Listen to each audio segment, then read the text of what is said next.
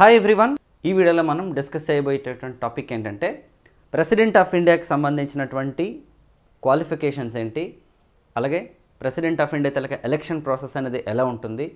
Okay, so మిగతా విషయాలన్నీ కూడా మనం డీటెయిల్గా డిస్కస్ చేద్దామండి. అయితే రాష్ట్రపతి టాపిక్ గురించి డిస్కస్ చేసుకునే ముందు మనం ఆల్రెడీ ప్రీవియస్ వీడియోలో మీకు ఒక ఇంట్రడక్షన్ పాయింట్ చెప్పాను నేను, ఏంటంటే union government consists okay in the part 5 of the Indian constitution from the article number 52-151 వరకు ఉందని చెప్పుకున్నాం మనం. ఓకే, టోటల్ కేంద్ర ప్రభుత్వం అంటే మనకి లోక్సభ, రాజ్యసభ, అలాగే next president of India and central government ఇవన్నీ కూడాను. అయితే జ్యుడిషియరీ సిస్టమ్ కూడా ఉంటుంది సెంట్రల్ లెవెల్లో, స్టేట్ లెవెల్. అదే జ్యుడిషియరీ సిస్టమ్ సపరేట్గా చెప్పుకుందాం మనం. ఓకేనా, అయితే ఇక్కడ చూడండి, కేంద్ర కార్యనిర్వాహక వ్యవస్థ మీకు ఆల్రెడీ ఇప్పటికే తెలిసిపోయి ఉంటుంది. కేంద్ర కార్యనిర్వాహక వ్యవస్థ అంటే ఏంటంటే మనం లెజిస్లేటివ్, ఎగ్జిక్యూటివ్, జ్యుడిషియరీ అని చెప్పుకున్నాం కదా. ప్రీవియస్ వీడియోలో కూడా మనం చెప్పాం, ప్రతి వీడియోలో చెప్తాను ఇంచుమించు, ఎందుకంటే బాగా అది మనకి అండర్స్టాండ్ అవ్వాలనే ఉద్దేశంతో. సో మరి ఆర్టికల్ నెంబర్ 52 నుంచి ఆర్టికల్ నెంబర్ 78 వరకు మనకి ఎగ్జిక్యూటివ్ బాడీ గురించి మనకి మెన్షన్ చేయడం జరిగిందండి. ఎగ్జిక్యూటివ్ బాడీ అంటే అర్థం ఏంటంటే కార్యనిర్వాహక వ్యవస్థ గురించి మనకి మెన్షన్ చేయడం జరిగిందనమాట. ఓకే, అయితే మరి కార్యనిర్వాహక వ్యవస్థలో ఎవరెవరు ఉంటారట అంటే మనకి రాష్ట్రపతి, ఉపరాష్ట్రపతి, ప్రధానమంత్రి, కేంద్ర మంత్రి మండలి, అలాగే అటార్నీ జనరల్ ఉంటారండి. ఓకేనండి, president of India and vice president and అలాగే prime minister and okay council of ministers and attorney general. అయితే ఇప్పుడు మనం డిస్కస్ చేయబోయే టాపిక్ ఏంటంటే ప్రెసిడెంట్ ఆఫ్ ఇండియా, రాష్ట్రపతికి సంబంధించి డిస్కస్ చేద్దాం. వెరీ వెరీ ఇంపార్టెంట్ టాపిక్ ఇది. ఓకే, చూడండి, ఫస్ట్ ఆఫ్ ఆల్ తీసుకుంటే ప్రెసిడెంట్ ఆఫ్ ఇండియా గురించి చెప్పుకోయే ముందు ఓకే ఎన్ని విషయాలు గుర్తుంచుకోవాలంటే, ఫస్ట్ ప్రెసిడెంట్ ఆఫ్ ఇండియాకి సంబంధించినటువంటి క్వాలిఫికేషన్స్ అంటే what are the qualifications to become president in India. రెండోది ఏంటంటే మనకి ఎలక్షన్ ప్రొసీజర్. ఓకేనండి, ఎలక్షన్ ప్రాసెస్ అనేది ఎలా ఉంటుంది, థర్డ్ పాయింట్ ఏంటండి అంటే powers of president of India.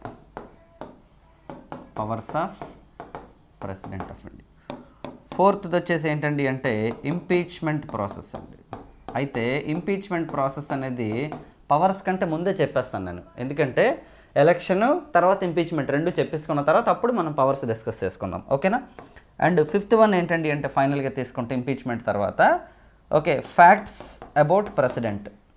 ఓకేనండి, facts about president of India అంటే ఎంతమంది ప్రెసిడెంట్లు ఉన్నారు, వాళ్ళ పవర్స్ని ఎలా యూజ్ చేశారు, వాట్ ఆర్ ది ఓకే మనకి ఎలిమెంట్స్ ఏంటి అనేది మనం డిస్కస్ చేసుకుందాం. ఇది మెయిన్ అనమాట. సో మీరు ఈ టాపిక్ చదివేటప్పుడు ఏంటంటే మెయిన్ ఇలా గుర్తుంచుకోవాలి. ఓకేనా, మరి ఇప్పుడు ఒక్కొక్కటి చూద్దాం. ఫస్ట్ ఏంటి క్వాలిఫికేషన్స్ టాపిక్ చూద్దాం. ఓకేనండి, so qualifications of the president of India అంటే ప్రెసిడెంట్ కావాలి అంటే అర్హతలు ఏంటి. ఓకేనండి, ప్రెసిడెంట్ ఆఫ్ ఇండియా అవ్వాలి అంటే అర్హతలు ఏంటో చూద్దాం ఫస్ట్ మనం. అయితే ఏంటి, మీకు కొన్ని పాయింట్స్ ఆల్రెడీ తెలిసే ఉంటాయి. చూడండి, to become president in India okay minimum age ఎంత ఉండాలంటే 35 ఇయర్స్ ఉండాలన్నమాట. ఓకేనండి, minimum age to become president of India ఎంత అంటే మనకి 35 ఇయర్స్ ఉండాలి. అండ్ అలాగే సిటిజన్ అయి ఉండాలండి, ఇండియన్ సిటిజన్ అయి ఉండాలి, should be the citizen of India. అయితే ఇక్కడ మీరు ఒక విషయం గుర్తుంచుకోవాలి, అమెరికాలో అధ్యక్ష తరహా ప్రభుత్వం ఉంది, భారతదేశంలో పార్లమెంటరీ సిస్టమ్ ఉందని చెప్పుకున్నాం మనం ప్రీవియస్ వీడియోలో కదా. అమెరికాలో అధ్యక్ష తరహా ప్రభుత్వం ఏంటంటే అధ్యక్షుడిని నేరుగా అక్కడ ప్రజలు ఎన్నుకుంటారు. ఇక్కడ ఏంటండి అంటే అధ్యక్షుడు నామమాత్రపు అధికారి కదా, అంటే మనకి నామినల్ హెడ్ అంటే డి జ్యూర్ పవర్స్ ఉంటాయి, యాక్చువల్లీ డి ఫ్యాక్ట్ అధికారులు ఉండవు. అయితే భారతదేశ ప్రెసిడెంట్ అవ్వాలి అంటే ఇక్కడ ఎవరైతే ప్రెసిడెంట్ ఆఫ్ ఇండియా ఉంటారో ఇండియన్ సిటిజన్ అయి ఉండాలి, కాకపోతే జన్మతః సిటిజన్ అయి ఉండాల్సిన అవసరం లేదు. ఓకే, అంటే ఇండియన్ సిటిజన్ కంపల్సరీగా అయి ఉండాలి. అంటే ఇక్కడ ఒక ఇది కూడా ఉంటుందన్నమాట. యాక్చువల్లీ ఏంటంటే 1955లో చేసినటువంటి భారత ప్రభుత్వ చట్టం ప్రకారం 1955లో చేసినటువంటి పౌరసత్వ చట్టం ప్రకారం మనకి అంటే సిటిజన్షిప్ యాక్ట్ ప్రకారం ఏంటండి అంటే కొన్ని ఉంటాయన్నమాట. యాక్చువల్లీ అంటే సిటిజన్షిప్ ప్రకారం ఎలా అయినా సరే, అంటే ఫర్ ఎగ్జాంపుల్ సిటిజన్షిప్ అనేది ఎలా వస్తుంది ఒక ఇండియన్ కంటే, ఒకటి జన్మతః వస్తుందండి, బై బర్త్ వస్తుంది అనమాట. రెండోది వచ్చేసి బై డిసెంట్ వస్తుందండి. ఓకే, బై బర్త్ ఒకటి, బై డిసెంట్ అంటే అర్థం ఏంటంటే పేరెంట్స్ ఫారెన్లో ఉండి అక్కడ పుట్టారనుకోండి పిల్లలు, ఎగ్జాంపుల్ వాళ్ళు కూడా ఆటోమేటిక్గా ఇండియన్స్ అవుతారు. అంటే భారతీయులు విదేశాల్లో ఉంటే అక్కడ పుడితే కూడా వాళ్ళు ఏమవుతారు, భారతీయులు అవుతారు. మూడోది ఏంటంటే అంటే రిజిస్ట్రేషన్ ద్వారా. ఓకే, అంటే భారతదేశంలో అంటే విదేశీయులు ఉంటారు, వాళ్ళు వచ్చి భారతదేశంలో మాకు సిటిజన్షిప్ కావాలని చెప్పేసి ఒక సెర్టైన్ టైం పీరియడ్ దాదాపు ఒక 7 సంవత్సరాలు కంటిన్యూస్గా రిజిస్ట్రేషన్ చేయించుకుంటే అంటే ఆ 7 సంవత్సరాలు ఉండొచ్చు అనమాట. అది బైఫర్కేషన్ ఉంటుంది, 5 ఇయర్స్ కొన్నిసార్లు 2 ఇయర్స్ అలా మొత్తం కలిపి ఓవరాల్గా 7 ఇయర్స్ పాటు ఇండియాలో ఉంటే రిజిస్ట్రేషన్ చట్టం ప్రకారం ఉంటుంది. 4th వచ్చేసి ఏంటంటే న్యాచురలైజేషన్ అండి, సహజీకృత పౌరసత్వం. Example mother Teresa. ఓకే, భారతదేశంలోనే కంటిన్యూస్గా ఉంటూ ఎటువంటి రిజిస్ట్రేషన్ సిస్టమ్ లేకుండా కనీసం ఒక 12 సంవత్సరాలు అనుకుంటా, అలాగే భారతదేశ లాంగ్వేజ్లో ఏదో ఒక లాంగ్వేజ్ మీద అంటే రాజ్యాంగం గుర్తించిన భాషలో ఉంటే న్యాచురలైజేషన్ ప్రాసెస్ ద్వారా కూడా వస్తుంది అనమాట పౌరసత్వం. అండ్ లాస్ట్ వన్ ఏంటండి అంటే ఇన్కార్పొరేషన్ అంటారండి. దీన్ని ఇన్కార్పొరేషన్ అంటే అర్థం ఏంటంటే భూభాగాల విలీనం ద్వారా.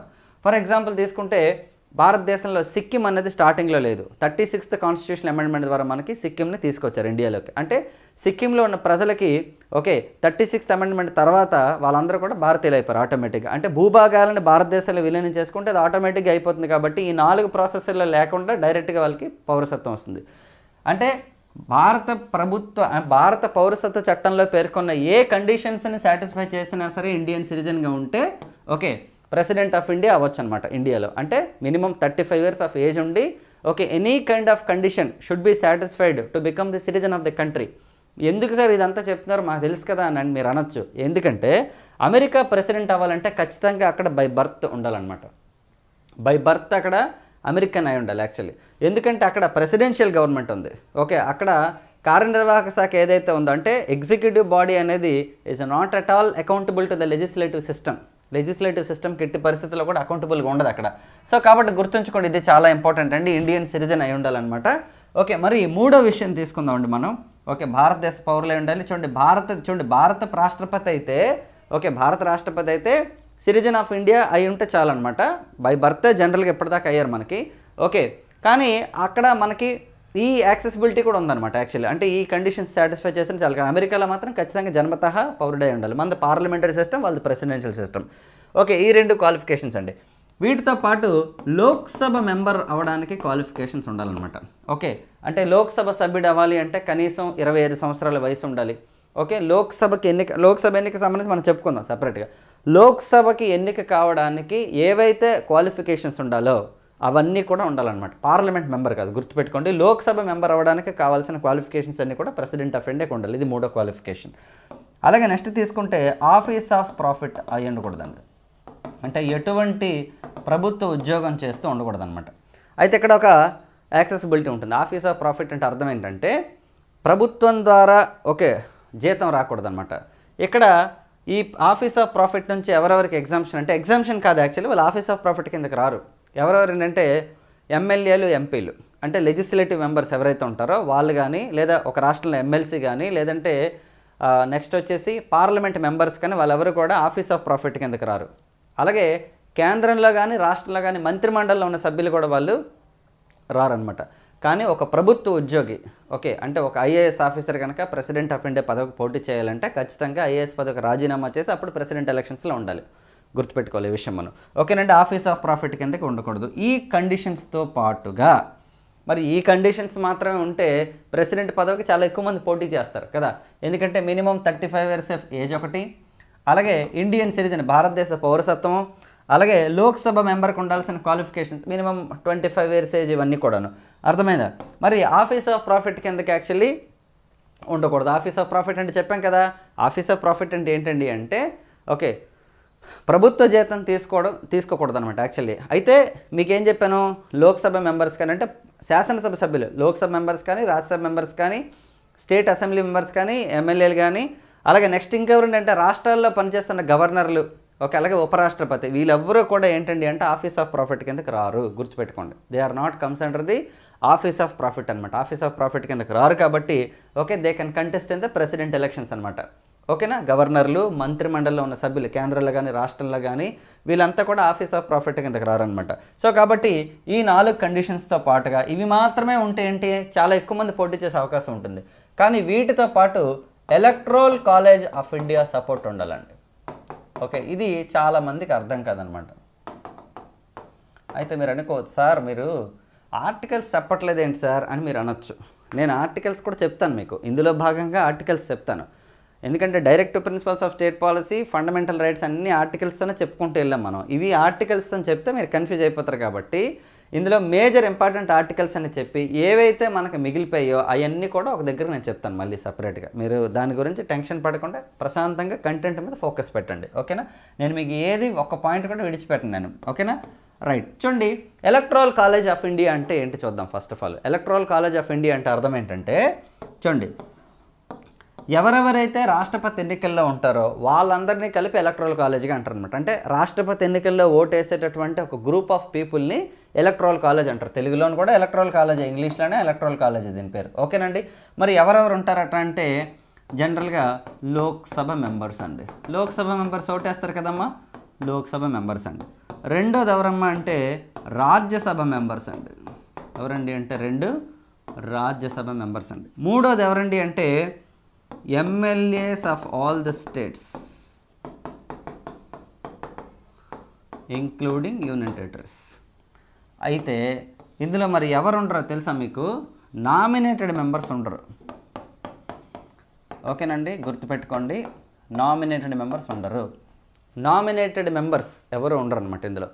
అంటే నామినేటెడ్ మెంబర్స్ ఎవరు ఉంటారంటే రాష్ట్రపతి ద్వారా ఆర్టికల్ 80లో 3 ప్రకారం రాజ్యసభకి 12 మంది నామినేట్ అవుతారండి.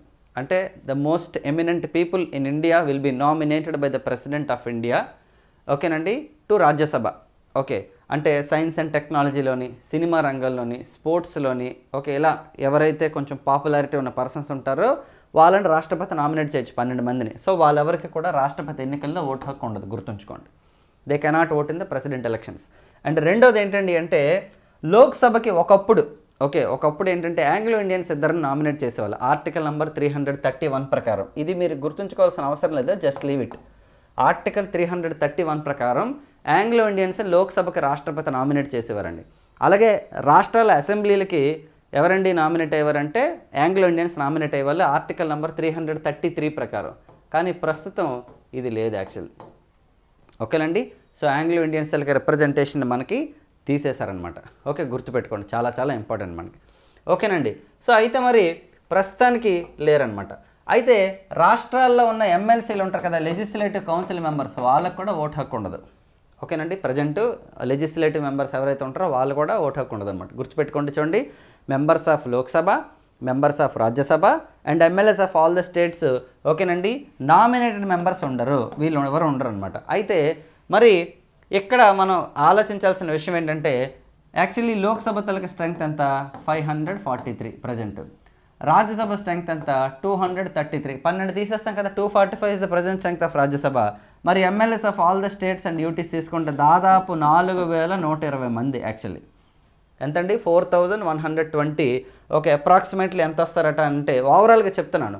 అయితే మీకు ఇంకొక పాయింట్ కూడా చెప్పాలి సార్, మరి మొన్న ఎలక్షన్స్లో అంతమంది ఓటేయలేదు కదా అని మీరు అడగచ్చు. నేను చెప్తాను దానికి కూడా మీకు 4896 యాక్చువల్లీ. అయితే ఎందుకంటే 543, 233 అరౌండ్ 4120 మంది అనమాట. మొత్తం కలిపి ఎంతమంది అయ్యారంటే మనకి 4896 మంది అనమాట. అయితే ఇప్పుడు ఇంకా ఇంకా ఉన్నాయి మనకి యాక్చువల్లీ చెప్పాల్సినవి. ఇక్కడ 4896 మెంబర్స్ ఓటేయచ్చు అనమాట. అయితే మీరు ఈ నంబర్ని మీరు గుర్తుంచుకోవాల్సిన అవసరం లేదు యాక్చువల్లీ, ఎందుకంటే ఇది మారుతూ ఉంటుంది. ఎందుకంటే ఇప్పుడు జమ్మూ కాశ్మీర్లో అసెంబ్లీ సీట్ల సంఖ్య కనుక మనకి చెప్పడం జరిగితే, జమ్మూ కాశ్మీర్ యూనియన్ టెరిటరీ ఉంది కదా, సో దానికి సంబంధించి యూనియన్ టెరిటరీగా మార్చారు కాబట్టి అక్కడ అసెంబ్లీ స్ట్రెంగ్త్ని బేస్ చేసుకుని మళ్ళీ అక్కడ ఎలక్టరల్ కాలేజ్ మారుతుంది అనమాట యాక్చువల్లీ. సో అయితే అందుకని మనం అది చెప్పుకోం actually. So electoral college members అందరూ ఉంటారనమాట, ఓకేనండి. అయితే యాక్చువల్లీ ఒకప్పుడు ఢిల్లీ అండ్ పాండిచ్చేరి అసెంబ్లీ సభ్యులు ఎవరు కూడా రాష్ట్రపతి ఎన్నికల్లో ఓటేసేవారు కాదండి. Delhi and Pondicherry assembly members అయ్యలేదు, ఎందుకంటే భారతదేశంలో యూనియన్ టెరిటరీస్ ఎన్నున్నప్పటికీ కూడాను అసెంబ్లీస్ అన్నింటికీ లేవు యాక్చువల్లీ. ఓన్లీ ఢిల్లీ మరియు పాండిచ్చేరికి మాత్రం ఉండేవి అసెంబ్లీస్, అంటే జమ్మూ కాశ్మీర్కి ముందు. అయితే మరి ఢిల్లీలో ఒక అసెంబ్లీ సీట్స్ లేవు, అలాగే పాండిచ్చేరికి మాత్రం 30 అసెంబ్లీ సీట్స్ ఉన్నాయి. ఎప్పుడు 14th కాన్స్టిట్యూషనల్ అమెండ్మెంట్ ద్వారా 30 సీట్లు ఇచ్చారన్నమాట. ఎందుకంటే పాండిచ్చేరి అనేది ఫ్రెంచ్ వారి అండర్లో ఉండేది. ఓకే, దాన్ని ఆపరేషన్ విజయ్ ద్వారా భారతదేశంలో విలీనం చేసి పాండిచ్చేరి ప్రాంతానికి అనమాట 30 సీట్లు అనేది కేటాయించడం జరిగింది అసెంబ్లీకి అనమాట. అయితే మరి ఢిల్లీకి మాత్రం ఎటువంటి హోదా లేదండి. అప్పుడు తర్వాత ఏం చేశారంటే పివి నరసింహారావు గారి గవర్నమెంట్ వచ్చిన తర్వాత 69వ రాజ్యాంగ సవరణ ద్వారా according to the 69th constitutional amendment ఏం చేశారంటే ఢిల్లీకి 70 అసెంబ్లీ స్థానాలతో ఒక అసెంబ్లీని క్రియేట్ చేశారనమాట. ఓకేనండి, దానికి నేషనల్ క్యాపిటల్ టెరిటరీ హోదా ఇస్తూ ఓకేనండి 70 అసెంబ్లీ స్థానాలతో దానికి క్రియేట్ చేయడం జరిగిందనమాట. మరి ఏ అమెండ్మెంట్ ద్వారా అంటే 69th అమెండ్మెంట్ ద్వారా 70 అసెంబ్లీ స్థానాలు. అయితే మరి ఇప్పుడు ఎన్ని అసెంబ్లీ స్థానాలు? ఓకే, ఎక్కడ యూనియన్ టెరిటరీస్లో ఢిల్లీకి 70 ఉన్నాయి, పాండిచ్చేరికి ఆల్రెడీ 30 ఉన్నాయి. వీళ్ళు మాత్రం ప్రెసిడెంట్ ఆఫ్ ఇండియా ఎలక్ట్రల్ కాలేజీల మెంబర్స్ కాదు, రాష్ట్రపతి ఎన్నికల కాలేజీలు ఎవరు కూడా మెంబర్స్ కాదనమాట. మరి ఎన్నికల కాలేజీల మెంబర్స్ కాపాడండి, వీళ్ళు కూడా ప్రజల ద్వారానే ఎన్నికవుతున్నారు కదా ఎమ్మెల్యేలు, కాబట్టి వీళ్ళకి కూడా ఛాన్స్ ఇవ్వాలనే ఉద్దేశంతో ఏం చేశారంటే ఒక రాజ్యాంగ సవరణ చేశారండి.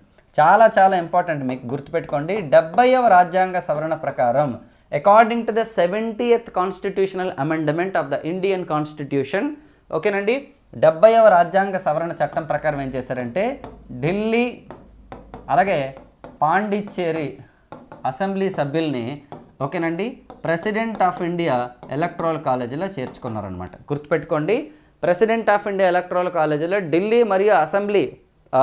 మరియు పాండిచ్చేరి అసెంబ్లీ సభ్యుల్ని ఎప్పుడు పెట్టుకున్నారు, ఏ రాజ్యాంగ సవరణ ద్వారా అంటే 70వ రాజ్యాంగ సవరణ చట్టం ద్వారా. రాజ్యాంగ సవరణ అంటే మీ అందరికీ తెలిసిందే కదా, మనం చెప్పుకున్నాం ప్రీవియస్ క్లాసెస్లో 42nd అమెండ్మెంటు, 24th అమెండ్మెంటు, 25, 26, అలాగే నెక్స్ట్ వచ్చేసి ఏంటంటే 4th కాన్స్టిట్యూషనల్ అమెండ్మెంట్ చెప్పుకున్నాం, ఇలా నెంబర్ ఆఫ్ ఫస్ట్ అమెండ్మెంట్ చెప్పుకున్నాం. అలాగే షెడ్యూల్స్లో అయితే 10th చేసినప్పుడు 52nd అమెండ్మెంట్, 91, 73 నెంబర్ ఆఫ్ చెప్పుకున్నాం. రాజ్యాంగ సవరణ అంటే రాజ్యాంగాన్ని సవరించడం. ఓకేనండి, ఇప్పటిదాకా 105 రాజ్యాంగ సవరణలు జరిగాయి అనమాట మనకి యాక్చువల్లీ. మరి 105 రాజ్యాంగ సవరణ ఏంటి అది కూడా చెప్తాను ఇక్కడ మీకు. ఎందుకంటే ఇందాక మనం ఏం చెప్పాం, ఆంగ్లో ఇండియన్స్ ఓట్ వేయడానికి అవదని చెప్పాం కదా మనం, ఆంగ్లో ఇండియన్స్ రిప్రజెంటేషన్ ప్రజెంట్ లేదన్నాం కదా. 105వ రాజ్యాంగ సవరణ ద్వారా ఏం చేశారంటే ఆంగ్లో ఇండియన్స్ రిప్రజెంటేషన్ని తీసేశారనమాట ప్రస్తుతానికి. ఓకేనండి, ఆంగ్లో ఇండియన్స్ రిప్రజెంటేషన్ స్టేట్ అసెంబ్లీస్లోని లోక్సభలోని తీసేశారనమాట. అందుకని ఆంగ్లో ఇండియన్స్ ఓట్ వేయరు ఇంకా.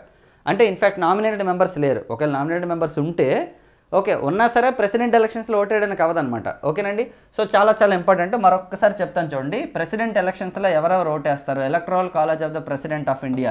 మీరు వెయిట్ చేస్తారేమో ఆర్టికల్ కూడా చెప్పేద్దాం. Article 54 of the constitution, article 54లో ఏంటి మెన్షన్ చేశారంటే electoral college of the president of India అండి. మరి ఇందులో ఎవరెవరు ఓట్ వేస్తారట అంటే members of Lok Sabha, members of Rajya Sabha and ఇంకెవరమ్మా అంటే మనకి ఎమ్మెల్యేస్ ఆఫ్ స్టేట్ అసెంబ్లీస్. అంతే, స్టేట్ అసెంబ్లీస్ అనక్కర్లేదు, ఎందుకంటే ఎమ్మెల్యే అంటేనే మెంబర్ ఆఫ్ లెజిస్లేచర్ అసెంబ్లీ కదా రాష్ట్రంలో, కాబట్టి గుర్తుపెట్టుకోండి. So MLAs of the states అనమాట, వీళ్ళందరూ ఎలక్ట్రల్ కాలేజ్ ఆఫ్ ఇండియాలో ఉంటారండి. మరి ఈ ఎలక్ట్రల్ కాలేజ్ ఆఫ్ ఇండియా చెప్పాను కానీ క్వాలిఫికేషన్స్లు ఇదంతగా ఎందుకు బాబు చెప్తున్నావు నువ్వు అని అనుకోవచ్చు మీరు. ఏంటంటే క్వాలిఫికేషన్స్ ఏం చెప్పాము, మినిమం ఏజ్ 35 years ఉండాలి, ఇండియన్ సిటిజన్ అయి ఉండాలి, అలాగే లోక్సభ మెంబర్కి ఉండాల్సిన క్వాలిఫికేషన్స్ ఉండాలి, ఆఫీస్ ఆఫ్ ప్రాఫిట్ కింద ఉండకూడదని చెప్పి అక్కడ ఆపి ఎలక్ట్రల్ కాలేజ్ మొత్తం చెప్పాను మీకు ఇప్పుడు. అయితే ఎలక్ట్రల్ కాలేజీలో ఎంతమంది చెప్పాం, దాదాపు 4896 మంది ఉంటారని చెప్పాం. 48,096 అలా గుర్తుంచుకున్నాను నేను, మీరు గుర్తుపెట్టుకోవచ్చు ఎందుకంటే మారుతుంటాయి ఎప్పటికప్పటికి, అది కూడా చెప్తాను. అయితే మరి ఎలక్ట్రల్ కాలేజీలు అంట కనీసం 50 మంది రాష్ట్రపతి అభ్యర్థికి సపోర్ట్ చేయాలంట.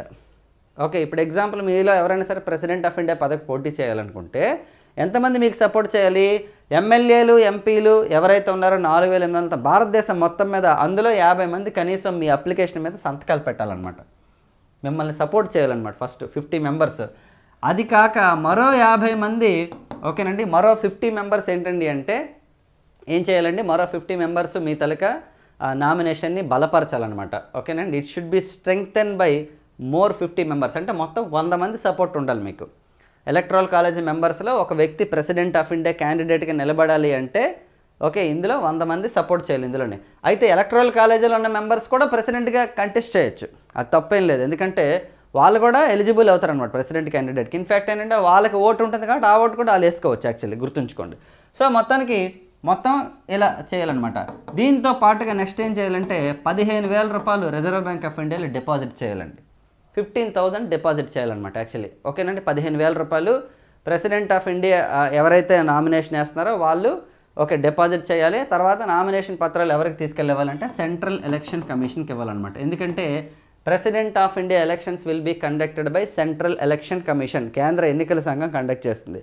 గుర్తుంచుకోండి, ఇక్కడేనో సెంట్రల్ ఎలక్షన్ కమిషన్ ఎవరెవరు ఎలక్షన్స్ కండక్ట్ చేస్తుందంటే ప్రెసిడెంట్ ఆఫ్ ఇండియావి, వైస్ ప్రెసిడెంట్వి, లోక్సభవి, రాజ్యసభవి, ఎమ్మెల్యే ఎలక్షన్స్, అలాగే ఎమ్మెల్సీ ఎలక్షన్స్, ఇవన్నీ కూడా మనకి సెంట్రల్ ఎలక్షన్ కమిషనే కండక్ట్ చేస్తుంది అనమాట. సో సెంట్రల్ ఎలక్షన్ కమిషన్కి నామినేషన్ ఇవ్వాలి తీసుకెళ్ళి, అలాగే 15,000 ఆర్బీఐలో డిపాజిట్ చేయాలి, అలాగే 50 మంది ఎలక్ట్రల్ కాలేజీలు సపోర్ట్ చేయాలంటే సంతకాలు పెట్టాలి, దాన్ని సమర్థించాలి, ఓకే ఓకే అనాలి. మిగతా 50 మెంబర్స్ మొత్తం 100 మంది సపోర్ట్ చేయాలన్నమాట.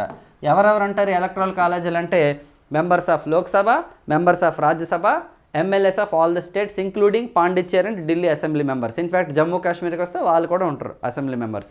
అయితే మనం ఏం చెప్పుకున్నాం, మరి పాండిచ్చేరికి అయితే 30 మంది అసెంబ్లీ మెంబర్స్ ఉన్నారు, ఢిల్లీకి అయితే 70 మంది అసెంబ్లీ సభ్యులు ఉన్నారు. మరి వీళ్ళిద్దరిని ఏ రాజ్యాంగ సవరణ చట్టం ప్రకారం రాష్ట్రపతి ఎలక్ట్రల్ కాలేజీలో చేర్చారట అంటే మనకి 70వ రాజ్యాంగ సవరణ చట్టం ప్రకారం చేర్చారనమాట.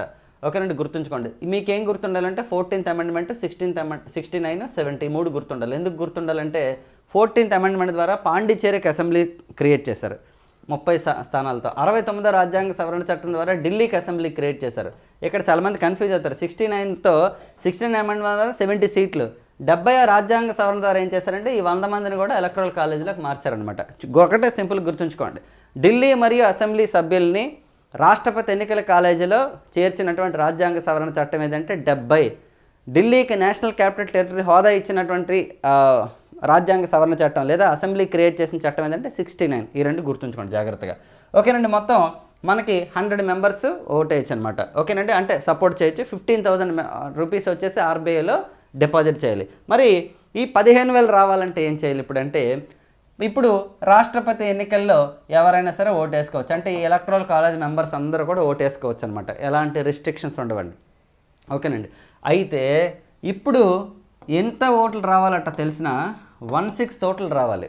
అంటే ఎన్ని, ఇప్పుడు ఎగ్జాంపుల్ 4,896 ఓట్లలో కనీసం ఒక 3,000 మందే ఓటు వేశారనుకోండి. ఎందుకంటే వాళ్ళ ఇష్టం, ఓటు వేయచ్చు వేయకపోవచ్చు, వాళ్ళ ఇష్టం అది. ఒక 3,000 మంది వేశారనుకోండి ఓటు, ఆ 3,000లో చెల్లినవి అంటే మొత్తం 4,896లో ఒక 3,500 మంది ఓటు వేశారు. అందులో కొన్ని ఓట్లు చెల్లలేదు అనుకుందాం, మరి 500 చెల్లకుండా ఉండవు, 1-2 పోతాయి అంతే. ఒకవేళ 3,000 ఓట్లు చెల్లినవి అంటే తప్పు వేస్తారనుకోండి, అలాగనమాట. 3,000 ఓట్లు వ్యాలిడ్ ఓట్లు ఉన్నాయనుకోండి, అందులో ఈ క్యాండిడేట్కి 1/6 అంటే కనీసం 500 ఓట్లు రావాలండి. సింపుల్గా గుర్తుంచుకోండి, టోటల్గా పోలైన ఓట్లలో వ్యాలిడ్ ఓట్లలో 1/6 ఓట్లు వస్తేనే డిపాజిట్ అనేది వెనక్కి ఇస్తారు, లేదంటే డిపాజిట్ పోతుంది. ఎక్కడే కాదు, మనం అసెంబ్లీ ఎన్నికల్లో పోటీ చేసినా, లోక్సభ ఎన్నికల్లో పోటీ చేసినా, పంచాయతీ ఎలక్షన్స్లో పోటీ చేసినా సరే కంపల్సరీగా 1/6 ఓట్లు రావాలన్నమాట. ఎన్ని ఓట్లు, 1000 ఓట్లు పోలే అనుకోండి, చెల్లిన ఓట్లు ఉన్నాయనుకోండి, అందులో 1/6 రావాలి మనకంటే కనీసం 155 అలా రావాలన్నమాట ఓట్లు. అలా అయితేనే మన డిపాజిట్ వెనక్కి ఇస్తారు, లోక్సభలో కానీ అసెంబ్లీకి కానీ, లేదంటే మనకి ఇక్కడ ప్రెసిడెంట్ ఎలక్షన్స్లో కానీ, గుర్తుపెట్టుకోండి. అయితే మరి ఇది ఎప్పటి నుంచి వచ్చిందంటే 1997కి ముందు వచ్చిందనమాట యాక్చువల్లీ. ఎందుకంటే ఇది వరకు రాష్ట్రపతి ఎన్నికల్లో ఓకేనండి 10 మంది ఎలక్ట్రల్ కాలేజ్ మెంబర్స్ సపోర్ట్ చేస్తే చాలు, 10 మంది దాన్ని ధృవీకరిస్తే చాలు, 2,500 రూపాయలు పెడితే చాలు అనమాట డిపాజిట్ అమౌంట్. గుర్తుంచుకోండి. ఇప్పుడు ఎంత అయింది, అది 15,000 అయిందనమాట. ఎప్పటి నుంచి, 1997 ఎలక్షన్స్ నుంచి జరిగింది అది. 97కి ముందు ఏంటంటే 10 మంది సపోర్ట్ చేస్తే చాలు ప్రెసిడెంట్ ఆఫ్ ఇండియా క్యాండిడేట్ని, 10 మంది బలపరిస్తే చాలు, డిపాజిట్ ఎంత అంటే 2,500. ప్రజెంట్ ఎంత అంటే ఇది మారిపోయింది, 50 అంటే 1,500 అయిపోయింది అనమాట యాక్చువల్లీ. సో మీరు ఇప్పటిదాకా నేర్చుకున్నది ఏంటంటే, ఓకే ప్రెసిడెంట్ ఆఫ్ ఇండియా క్వాలిఫికేషన్స్లో 5 పాయింట్లు మనం నేర్చుకున్నాం. ఏంటంటే, 1 minimum age to become president of India, and should be the citizen of India, and office of profit కిందకు ఉండకూడదు. అట్ ద సేమ్ టైం ఏంటంటే మనకి ఆఫీస్ ఆఫ్ ప్రాఫిట్ కింద ఉండకూడదు. ఇంకా అలాగే నెక్స్ట్ ఏంటంటే ఎలక్ట్రల్ కాలేజ్ మెంబర్స్ సపోర్ట్ చేయాలి, అలాగే లోక్సభ మెంబర్స్కి ఉండాల్సిన క్వాలిఫికేషన్స్ ఉండాలి. ఎలక్ట్రల్ కాలేజ్ అంటే మీకు ఫుల్ క్లారిటీ వస్తుంటుంది ఆర్టికల్ 54 ప్రకారం.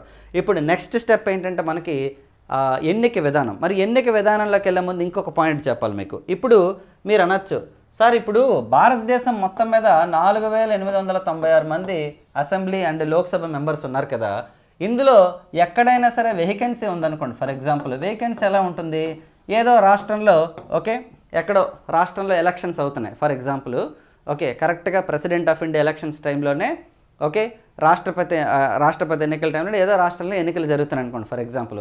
మరి అలాంటప్పుడు పరిస్థితి ఏంటి సార్, మరి ఎవరు ఓటేయలేరు కదా, ఎందుకంటే అసెంబ్లీ రద్దయిపోతే అసలు ఎమ్మెల్యేలే ఉండరు, ఎన్నికలకు వెళ్తారు వాళ్ళందరూ. మరి ఆ టైంలో అవ్వచ్చా అంటే చూడండి, ఎలక్ట్రల్ కాలేజీలో వేకెన్సీస్ ఉన్నా సరే, అంటే ఒక్క వేకెన్సీ ఉన్నా వేకెన్సీ, 100 ఉన్నా 100. కాబట్టి ఎలక్ట్రల్ కాలేజీలో ఖాళీలు ఉన్నా సరే ఎలక్షన్స్ అనేది ఆపకూడదు. కరెక్ట్గా 5 సంవత్సరాలు అవగానే కంప్లీట్ చేసేయాలన్నమాట. ఎన్నికలు పెట్టేయాలి కంపల్సరీగా, గుర్తుంచుకోండి. Election should be conducted for every 5 years. ఓకేనండి, elections should be conducted for every 5 years. ఇక్కడ గుర్తుంచుకోండి. మరి మీరు అనొచ్చు, సార్ 5 సంవత్సరాలు దాటిపోయింది, ఎన్నికలు అవ్వలేదు అనుకోండి సార్ ప్రెసిడెంట్ ఆఫ్ ఇండియా, అప్పుడు పరిస్థితి ఏంటని మీరు అడగచ్చు. సార్ 5 ఏళ్ళు అయిపోయింది, ఎన్నికలకు నోటిఫికేషన్ ఇచ్చారు కానీ ఎలక్షన్స్ అనేది కంప్లీట్ అవ్వలేదు, మరి 5 సంవత్సరాలు పూర్తయిపోయిన రాష్ట్రపతి ఏం చేస్తారు సార్? అతను రాజీనామా చేసేయాలంటే అలా రాజీనామా చేయాల్సిన అవసరం లేదండి. మరి ఏం చేయొచ్చు అంటే, కొత్త రాష్ట్రపతి ఎన్నికైనంత వరకు కూడా ఉన్న ఎగ్జిస్టెడ్ ప్రెసిడెంటే ఉండొచ్చు అనమాట. ఫర్ ఎగ్జాంపుల్ 5 years అయిపోయిన తర్వాత ఒక 20 రోజుల పాటు ఉన్నారనుకోండి, ఎందుకంటే 20 days లేట్ అయ్యి ఎలక్షన్స్ ఏవో రీజన్స్ వల్ల, మరి ఆ 20 రోజుల కాలాన్ని ఏమంటారు అంటే ఇంటరెగ్నమ్ అంటారు, గుర్తుపెట్టుకోండి. ఓకేనండి, ఇంటరెగ్నమ్ అంటే అర్థం ఏంటండి అంటే, ప్రెసిడెంట్ ఆఫ్ ఇండియా ఎన్నికలు కంప్లీట్ అయిపోయినప్పటికీ కూడా, okay, president of India elections అనేవి పదవి కంప్లీట్ అయిన టెన్యూర్ ఫినిష్ అయిపోయినప్పటికీ కూడా కొత్త రాష్ట్రపతి ఎన్నిక కనుక జరగలేదనుకోండి, అప్పుడు ఓకేనండి ఆ గ్యాప్ ఏదైతే ఉంటుందో ఆ 20 days 15 days ఉండిపోతుంది కదా, ఆయన ఎగ్జిస్టెడ్ ప్రెసిడెంటే ఉంటారండి. ఆ టైంలో వచ్చేదాన్ని ఏమంటారంటే ఇంటరెగ్నమ్ అంటారనమాట, గుర్తుపెట్టుకోండి. ఇప్పుడు మరి ఇదంతా చెప్పాం కదా, మరి రాష్ట్రపతి ఎన్నిక విధానం ఎలా ఉంటుందో చెప్పుకుందాం మనం. ఓకేనండి, president of India election process గుర్తుంచుకోండి. రాష్ట్రపతి ఎన్నిక విధానం అనేది మనకి ఆర్టికల్ నెంబర్ 55 ఆఫ్ ద కాన్స్టిట్యూషన్లో మెన్షన్ చేశారు. మనం దీన్ని ఎక్కడి నుండి తీసుకున్నామండి? ఐర్లాండ్ నుండి తీసుకున్నాం. కావాలంటే మీరు చెక్ చేసుకోండి. సోర్సెస్ ఆఫ్ ఇండియన్ కాన్స్టిట్యూషన్ అనే టాపిక్ చెప్పాను మీకు కదా. ఈ సోర్సెస్ ఆఫ్ ఇండియన్ కాన్స్టిట్యూషన్లో రాష్ట్రపతికి సంబంధించి 3 విషయాలు చెప్పాం. ఒకటి, president of India is the nominal head of the union government అని చెప్పాం, అది బ్రిటన్ నుండి తీసుకున్నాం. రెండోది, impeachment process of the president of India, దాన్ని ఎక్కడి నుండి తీసుకున్నాం మనం? అమెరికా నుండి తీసుకున్నాం. అలాగే election process of the president of India has been taken from the Ireland. ఈ 3 గుర్తుపెట్టుకోండి. మరి ఇప్పుడు రాష్ట్రపతి గారు నామినేషన్ వేసేసారు. ఓకే, సో నామినేషన్లన్నీ పరిశీలన అయిపోయి అంతా రెడీ అయిపోయింది. Okay, election commission okay done, ఎంతమంది క్యాండిడేట్లు నిలబడ్డారు, ఎలక్షన్స్లో ఉన్నారని చెప్పేసి ప్రకటించింది. ఇప్పుడు ఎన్నికల ప్రాసెస్ ఎలా ఉంటుందో చూద్దాం మనం. ఓకేనండి, 55 ప్రకారం మనకి election process of the president of India.